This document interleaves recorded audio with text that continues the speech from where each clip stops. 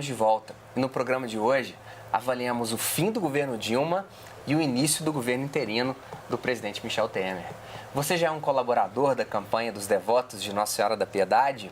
É através da campanha que levamos até você toda a programação da TV Horizonte. Mais informações nos telefones 3319 6111 ou 3209 3559. Terceiro bloco. E agora um trato. Só Michel Temer. Professor Rubens, sim. Deixará de ser interino para ser permanente? Acho que provavelmente, acho difícil reverter a situação, né? O Temer já articulou com o Renan Calheiros para ter o PMDB, né? Que precisa do PMDB para aprovar. E dificilmente o impeachment será revertido. Eu acho que é um governo inerentemente instável, tem um problema seríssimo, por exemplo, com o Eduardo Cunha.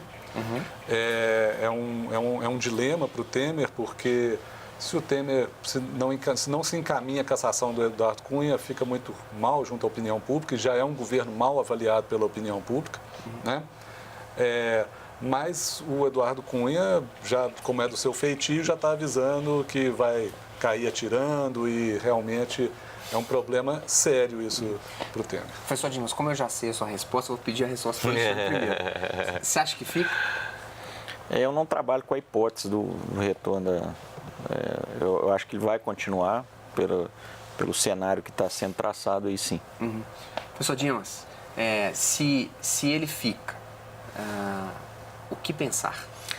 O que pensar que nós vamos carregar uma mancha na nossa história. Uhum. Uma mancha muito, muito drástica, muito dura.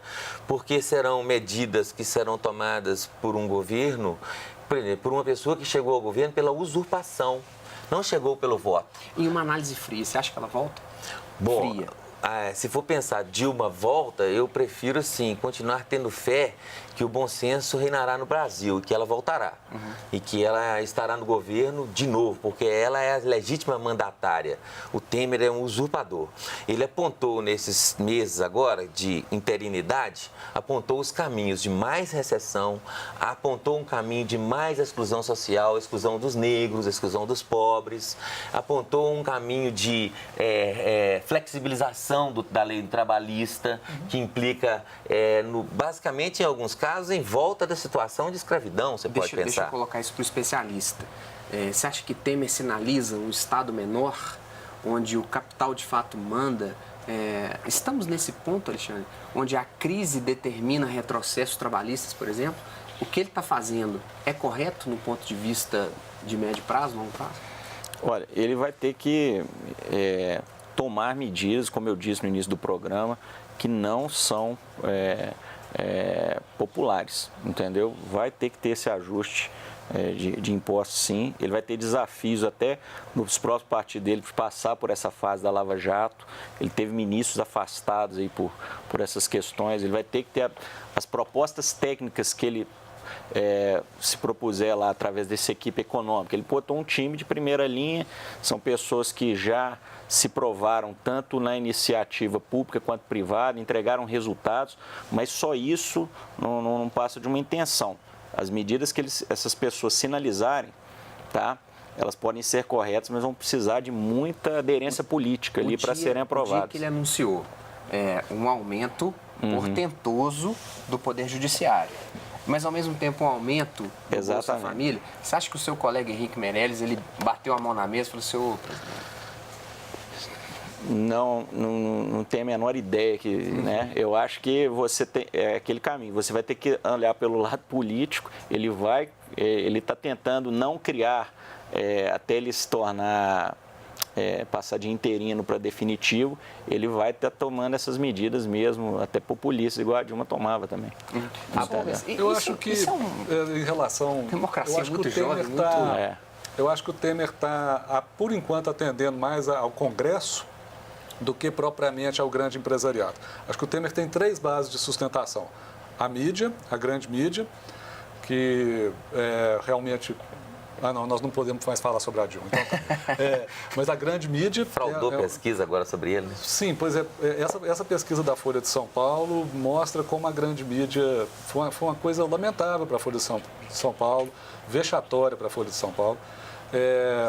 Então, a grande mídia o suporta, o grande empresariado o suporta e o Congresso Nacional, que é um Congresso muito ruim, qualidade muito ruim. É impressionante como a qualidade do Congresso Nacional vem caindo. Isso é uma espécie de profecia autorrealizada da difamação da política e dos deputados. Ah, deputado não presta, político é tudo ladrão, político é tudo ladrão. Eles são a face mais visível de um sistema que é inerentemente corrupto, que é o alto dinheiro e a alta política. Sim. Que todo mundo, não sei quantos, isso foi se desenvolvendo no Brasil há muito tempo. Entraram, o governo Lula entrou, a Dilma entrou, só que a punição foi só em cima deles, não foi em cima dos outros. Então, mas os políticos são a cara que está lá para bater. E hoje em dia muito pouca gente séria está querendo ser político. E a política está cada vez mais cara, cada vez mais, as campanhas políticas cada vez mais dinheiro. Vamos ver agora com o fim do financiamento das campanhas políticas. Mas o fato é o seguinte, o Congresso, ele está atendendo agora mais ao Congresso, o Temer está atendendo mais ao Congresso, o Executivo. Antes o Legislativo ficava meio a reboque do Executivo, tradicionalmente, no Brasil. Com o Temer, não sei se isso vai continuar. O Executivo está a reboque do Legislativo. Ele está atendendo mais ao Legislativo que ao mercado. O governo Temer, ele é de fato um colapso assim, desse sistema que a gente tem hoje, da necessidade urgente de reformas que não virão com esse Congresso, professor Dilma? O governo Temer é fruto de um ardil, de um complô contra a Constituição brasileira.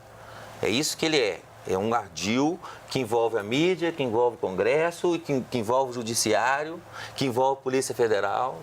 É um complô que foi armado para derrubar uma pessoa honesta e colocar em seu lugar um plano de corrupção, um plano de corrupção e um plano de Estado mínimo. Como disse nosso colega Alexandre aqui, nas palavras finais dele aqui, presta atenção, o Temer ainda está adotando certas medidas, diz ele, populistas, populistas, como a Dilma. Ele depois, populares. Que seja, então, mas que assim que acabar a interinidade, ou seja, que ele for presidente de fato, via golpe, ele vai mostrar para que veio. Ou seja, aí vai vir pesado em cima de quem? Do povo trabalhador, do povo negro, das mulheres, dos homossexuais, porque o acordo envolve os evangélicos e os setores mais reacionários, né, aqueles que cobram dízimo para poder limpar o povo pobre e carente que vai nas igrejas com todo direito, mas que são limpos lá, porque quem está por trás também é a bancada evangélica reaça, né, como diz, né, o professor Rubens, que professor sinaliza para reações de todo tipo. E Alexandre, o que esse governo Temer vai propor com relação à possível mudança? Mudança de quê? Do sistema político? Sistema político. Não, acho que eles não vão mudar o sistema político. Eles representam um ponto muito baixo do sistema político brasileiro, né? É um governo, eu acho que é reacionário no sentido que é uma reação de setores moralistas. O Congresso hoje é dominado pela chamada bancada BBB, Boi, Bala e Bíblia, né? Nada contra a Bíblia de forma alguma. E nem contra o agronegócio, mas é gente que tem duas pautas. Uma é a pauta contra as políticas sociais, né? Reforma da Previdência, fim da reforma trabalhista, e outra é uma reação, saúde, educação, e outra é uma reação contra um certo caminhar que os movimentos gays, negros, lésbicas, homossexuais, feministas da terra conseguiram. Então é uma reação. A sociedade brasileira sendo ministro da Agricultura é muito difícil. Sim, a sociedade brasileira está muito dividida. Está muito dividida quanto a essas questões. Essa questão da escola sem partido, que é uma loucura querer isso. É uma coisa assim, em vez de discutir as questões sérias da educação, Mas as questões sérias da educação, por exemplo, formação do professor, o analfabetismo funcional, ficam querendo criminalizar o professor. O professor não pode falar de política, senão ele está criminalizado. Alexandre, como é que então, você pensa isso aí é complicado. esse governo Temer enquanto 2 anos de tensão, 2 anos de possibilidades? Sim, ele encontrou, com certeza, falando tecnicamente aqui, ele tem mais capacidade de retomar a confiança de investidores. Sem investidores, não tem geração de emprego e não tem desenvolvimento. Ponto. Então, ele vai, imagino, passar mais previsibilidade. Se você, como empresário, hoje, nos governos anteriores, você não tinha previsibilidade econômica, você começava um projeto, investia um dinheiro, gerava emprego, de repente surgia um imposto, surgia uma regra diferente do que você tinha feito de estratégias ali. Eu imagino que com essa equipe econômica, o mercado enxerga isso com mais positividade. Infelizmente, nosso tempo acabou. Eu acho que a postura que o Alexandre colocou nos convida para um novo horizonte de debate para discutirmos que tipo de Estado que é esse que a gente quer. Onde muitas pessoas dizem que quem promove, de fato, o desenvolvimento é o capital e o empresariado. Mas onde é a necessidade de não cairmos, por exemplo, na Inglaterra da Revolução Industrial, onde as pessoas trabalhavam sem direito, onde as pessoas não tinham direito à dignidade, pelo menos. Professor Rubens, obrigado. Professor Dimas, obrigado. Alexandre, obrigado demais. Alexandre, nosso sócio do programa aqui quase. O programa de hoje fica por aqui. Interaja conosco, envie sugestões de temas para o nosso e-mail. Obrigado pela sua companhia. Produza política, porque a política diz o preço do pão e o da sola do seu sapato. Um abraço e até o próximo programa. Tchau.